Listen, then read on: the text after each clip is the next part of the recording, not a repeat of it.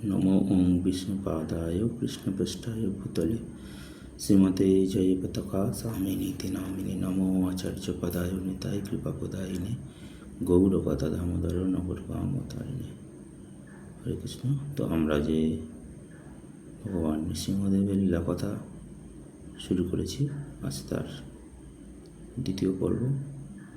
আজকের লীলা কথা হলো ভক্ত প্রহ্লাদের নীতিশিক্ষা। একদিন শুক্রাচার্য বললেন, মহারাজ, প্রহ্লাদ এখন নীতিশিক্ষা লাভ করেছে। হিরণ্যকশিপুর তখন প্রহ্লাদকে প্রশ্ন করলেন, প্রহ্লাদ, বন্ধু শত্রু মধ্যস্থের প্রতি রাজার কীরকম ব্যবহার করবে? মন্ত্রী মন্ত্রণা বিষয়ে বুদ্ধিদাতা, অমাত্য, বাইরে ও ভেতরের লোক, চোর যাদের জোর করে দাসত্ব স্বীকার করানো হয়েছে তাদের সম্বন্ধে এবং অন্য ব্যক্তিদের সম্বন্ধে কর্তব্য বা বিধান কি তুমি বলো?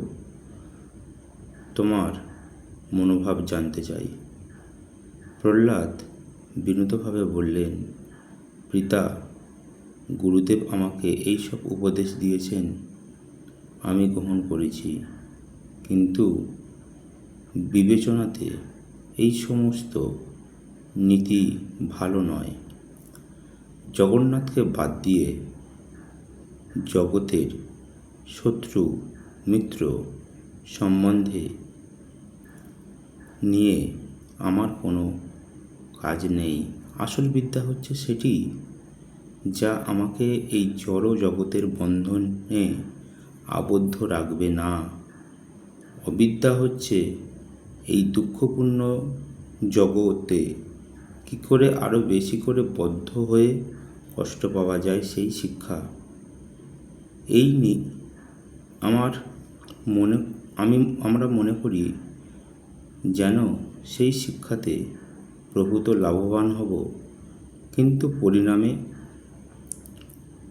তা ভালো হয় না। অজ্ঞানতা অবিদ্যাতে বিদ্যা বুদ্ধি করা উচিত নয়। বালকেরা যেমন জোনাকি পোকাকে আগুন মনে করে, সেরকম অবিদ্যাকে বিদ্যা বুদ্ধি করা ঠিক নয়।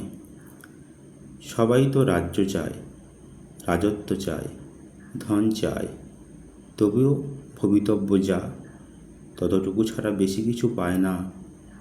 নীতিজ্ঞানহীন অসুরদের ভাগ্যে ও রাজ্যভোগ ঘটে, কিন্তু কয়েকদিনের মধ্যে সব কিছু হারাতে হয়।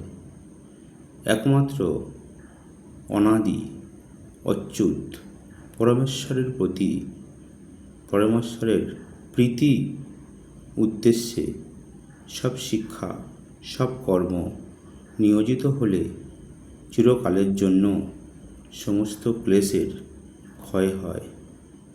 একথা শুনে হিরণ্যকশিপু ক্রোধে প্রহ্লাদের বুকে পদাঘাত করে জ্বলন্ত অগ্নির মতো হয়ে তার মন্ত্রীদের বলল, হে বিপ্রচিত্ত, হে রাহু, হে বল, তোমরা এক্ষুনি একে পাথরে বেঁধে মহাসমুদ্রে নিক্ষেপ করো।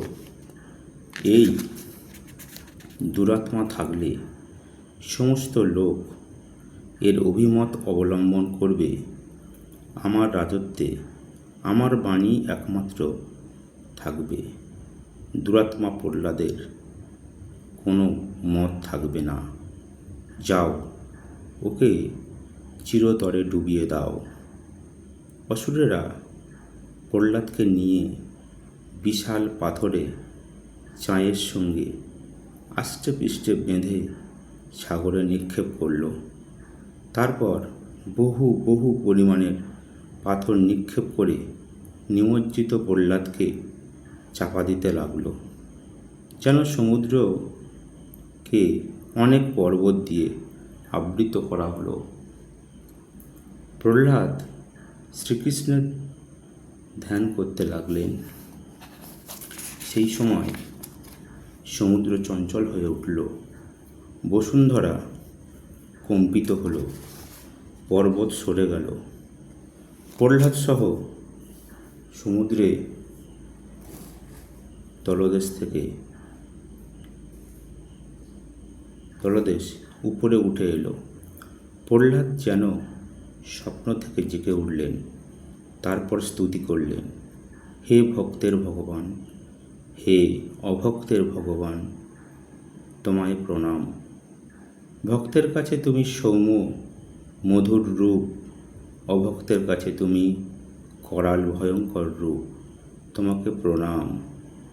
ভক্তের কাছে তুমি প্রকাশ স্বরূপ, অভক্তের কাছে তুমি অপ্রকাশ বা নির্বিশেষ ব্রহ্মরূপে রূপ, তোমাকে প্রণাম। হে বাসুদেব, হে কৃষ্ণ, হে হরি, হে আদি কারণ, তোমাকে প্রণাম। তথাগত চিত্তে প্রহ্লাদ শ্রীহরির স্তব করতে লাগলেন। তখন ভগবান শ্রীহরি আবির্ভূত হলেন। প্রহ্লাদ সম্ভ্রমে উঠে পড়ে শ্রীহরির পাদপদ্মে প্রণতি নিবেদন করলেন। তারপর প্রহ্লাদ বললেন, হে আরাধ্য প্রভু, হে শরণাগতের দুঃখ হারি কেশব, আমার প্রতি প্রসন্ন হও, আমাকে দর্শন দিয়ে প্রবৃত্ত করো।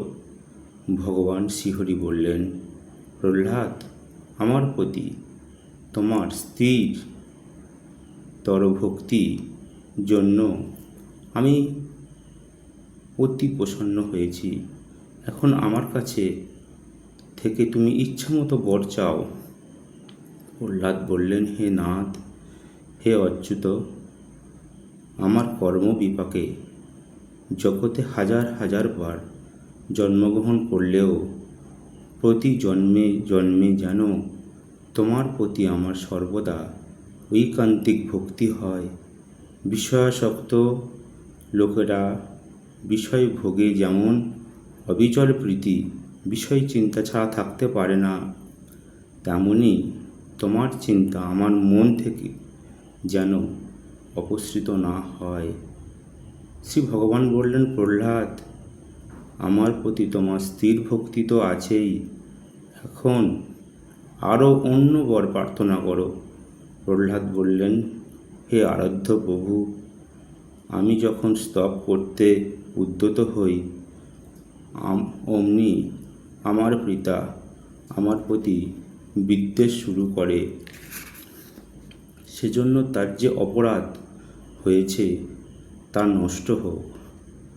তার নির্দেশে অনেক অসুর আমাকে অস্ত্রাঘাত করে, আগুনে নিক্ষেপ করে, জ্বলন্ত তেল কড়াইয়ে ফেলে বিষ খাওয়ায়, সমুদ্রে ছুঁড়ে মারে, পাথর চাপা দেয়, এমনকি অসংখ্য উৎপীড়ন অসৎ ব্যবহারের কারণে পিতা এবং তাদের মহান অপরাধ থেকে তাদের সবাইকে মুক্ত করুন। শ্রী ভগবান বললেন, প্রহ্লাদ, তোমার কথায় তারা অপরাধ মুক্ত হবে, তুমি ধন্য। এই বলে শ্রীহরি অন্তর্হিত হলেন। প্রহ্লাদ সেখান থেকে রাজপ্রাসাদে প্রত্যাবর্তন করলেন। প্রহ্লাদকে দেখে সমস্ত লোক বিস্ময়া বিভূত হল। জয় শ্রীল প্রভুপাদ কি জয়। ওং উগ্রং বীরং মহাবিষ্ণুং জ্বলন্তং সর্বতোমুখং নৃসিংহং ভীষণং ভদ্রং মৃত্যুর নমাম্যহ। জয় ভগবান নৃসিংহদেবের জয়, জয় ভক্তপ্রবর প্রহ্লাদ মহারাজকে জয়। তো আজকের আমরা একটা সুন্দর লীলা কথা শুনলাম, সবাই শ্রবণ করবেন। ভগবান নৃসিংহদেবের কৃপা আশীর্বাদ সবার উপর বর্ষিত হোক। জয় শ্রী প্রভুপাদ কি জয়।